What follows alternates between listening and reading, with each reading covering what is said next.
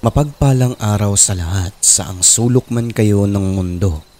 Sana ay nasa maayos din kayong kalagayan sa mga oras na to. Tawagin niyo na lang ako sa pangalang Feby. Ibabahagi ko lang ang karanasan ng aking kapatid sa kababalaghan. Maikling kwento lang po ito at naaayon sa tunay na pangyayari. Naniniwala ba kayo na may kaluluwa ang isang tao? Naniniwala ba kayo na bumibisita pa rin sa bahay kung saan siya dati nakatira o sa pamilya nito kahit matagal nang namayapa? At naniniwala ba kayo na may langit at impyerno? Sa kwentong ito, mapapakinggan ninyo ang isang pangyayari ukol sa kababalaghang naranasan ng isang pamilya. Sa isang bukiring lugar na matatagpuan sa Davao, partikular sa norte, may isang pamilyang payapang naninirahan. Mag-asawang Jenjen at Noel. 3 anak na ang dalawa ay pareho ng may mga trabaho at ang isa nasa high school pa. Si Noel ay isang ulirang ama at haligi ng pamilya. Galante sa mga kaibigan. At kapag merong nangangailangan, nagbibigay talaga kahit na halos wala nang para sa kanya.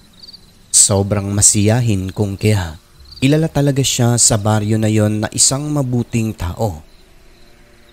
Meron silang isang babaeng pamangkin noon, 3 taong gulang, na napamahal na sa kanya o sa kanilang mag-asawa dahil halos sa kanila lumaki.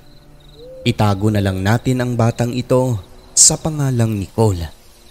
Anak siya ng lalaking kapatid ni Noel at madalas iniiwan sa kanila simula pa lang nung maliit na bata, bunsod nang hiwalay ang mga magulang nito. Di masyadong naaasikaso sapagkat nasa trabaho rin lagi yung kanyang kapatid na nag-aalaga rito. Hindi naman pwedeng hindi siya magtrabaho kasi nga ano na lang ang ipangtustos sa bata, di ba? So ayun na nga. Okay lang din naman sa pamilya nila Noel. Nagbibigay din naman ng sustento ang kanyang kapatid o ang mismong tatay ng bata at kahit wala ay okay lang talaga sa kanila. Ang importante, magiging maayos ang paglaki ni Nicole. Ang turing nila sa bata ay tunay na anak. Lahat ng mga pangangailangan nito ay binibigay talaga ng mag-asawa. Ngunit isang araw, sa di inaasahang pangyayari ay dumating ang dilobyo sa pamilya ng mag-asawa. Bigla na lang pong namatay si Noel sa edad na 53 anyos dahil tinamaan ng stroke. Bago mangyari yon, pinatulog muna nito ang pamangkin sa loob ng kwarto. Wala ang misis niya nun kasi may binili sa bayan. Nung makatulog na si Nicole, humiga naman si Noel sa sofa. Mula noon, nagising na lang ang bata ng hapon, hindi na si Noel bumangon. Sa kasawiang palad ay nalaman na lang ng mag-anak na patay na ang ulirang ama.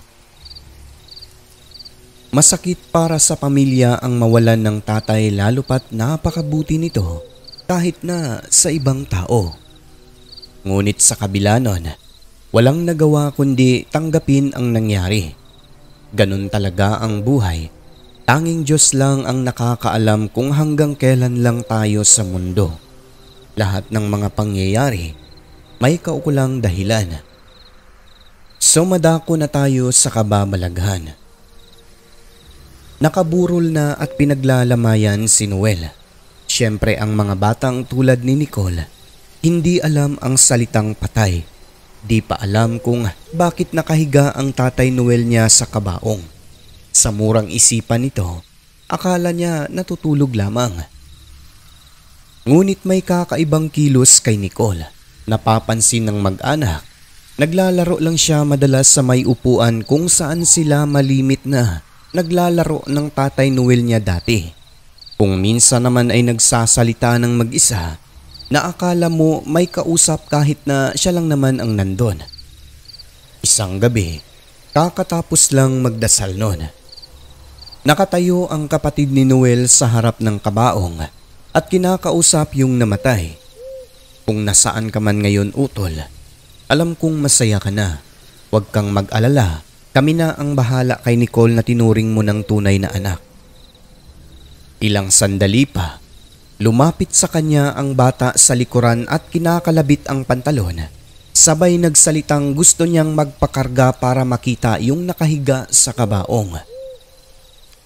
At habang karga-karga na ng tatay, anito sa bata, hindi nagigising pa si Tatay Noel niya dahil aalis na.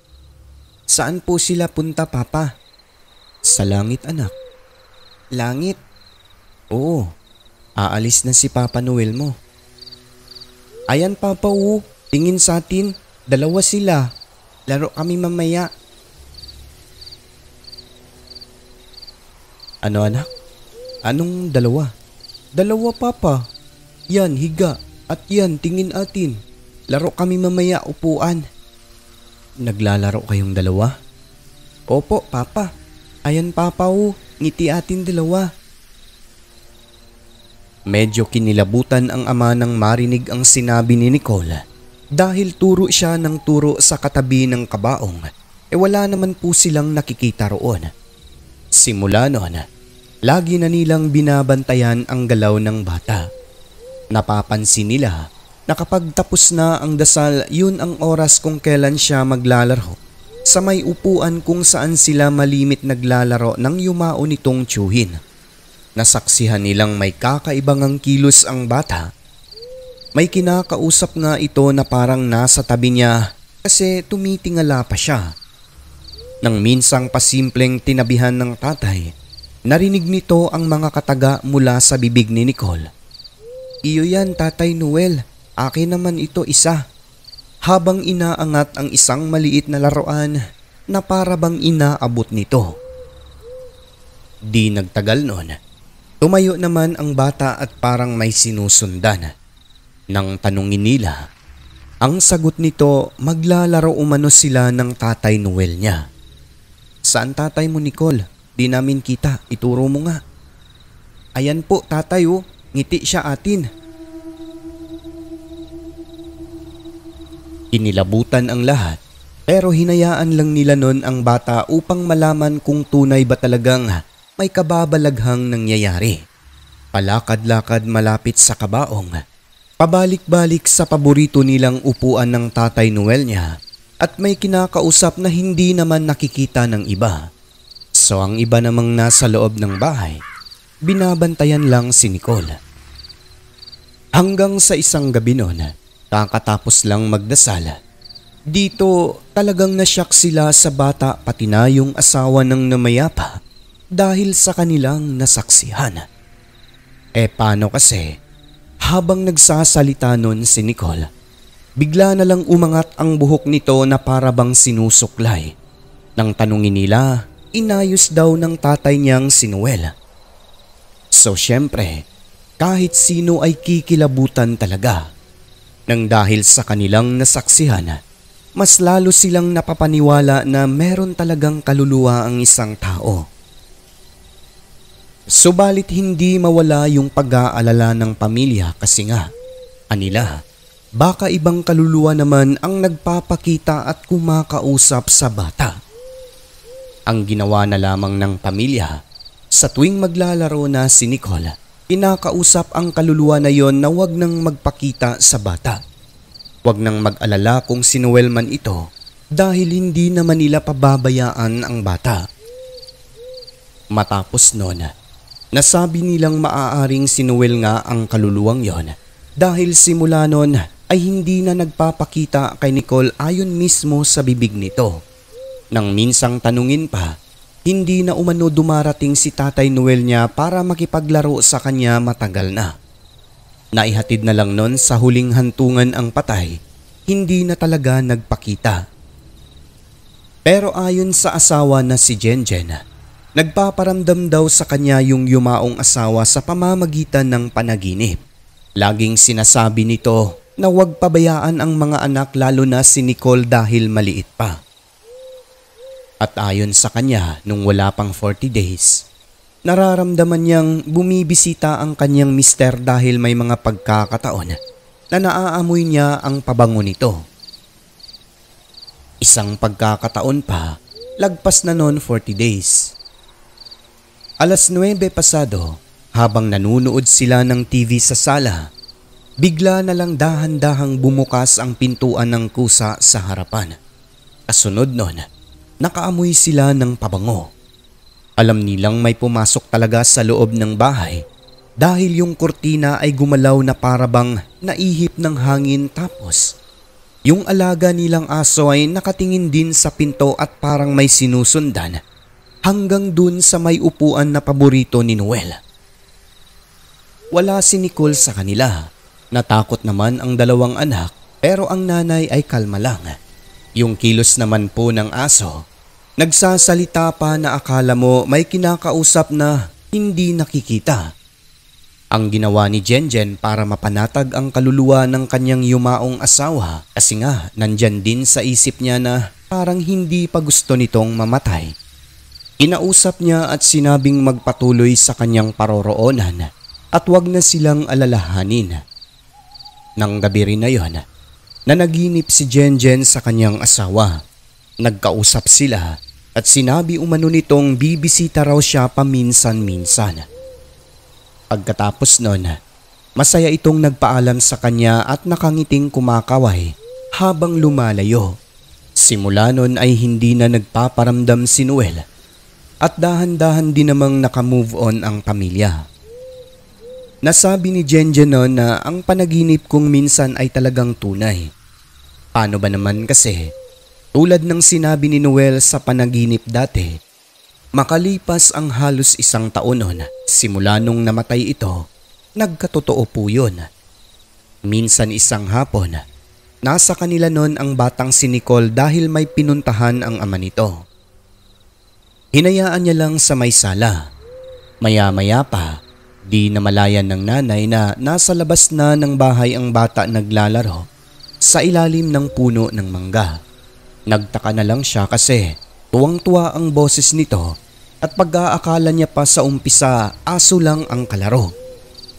Ngunit ilang sandali noon, tumakbo ito papunta sa kusina sabay kalabit sa damit ni Jenjen at ipinakita ang maliit na laruan na bigay umano ng tatay Noel niya.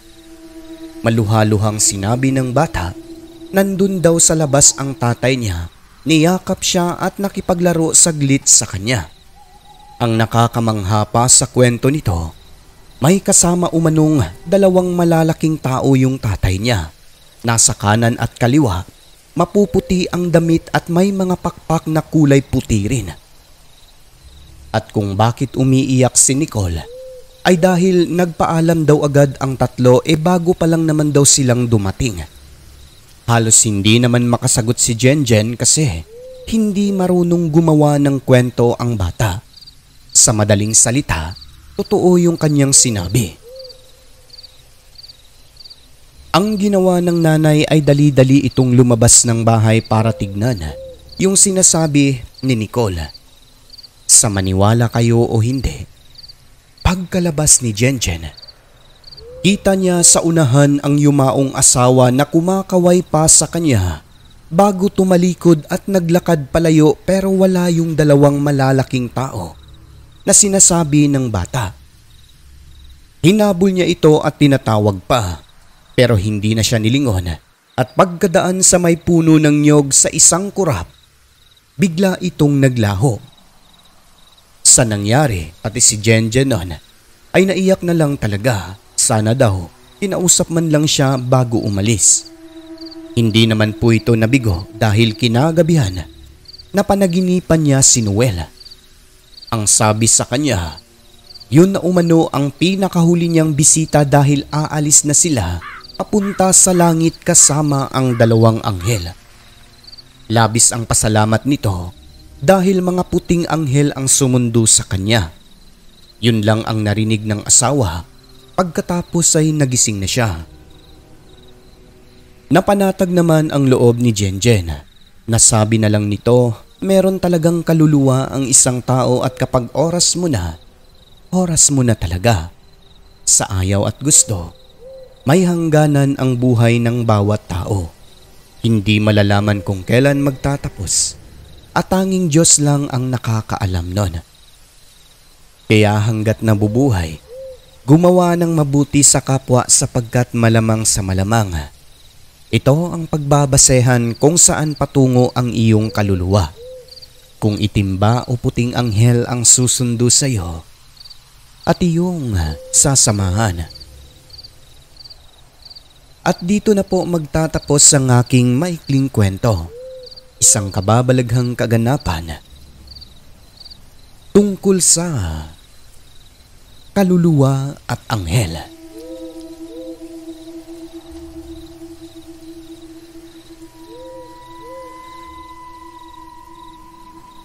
Sa susunod ay ibabahagi ko naman ang tungkol sa kapitbahay naming aswang Kungkea. Antabayanan nyo na lang po mga kaibigan. Kaya sa mga hindi pa nakapag-subscribe, mag-subscribe na rin kayo para updated sa mga bago nating kwento. Lubos na gumagalang, Feby ng Davao.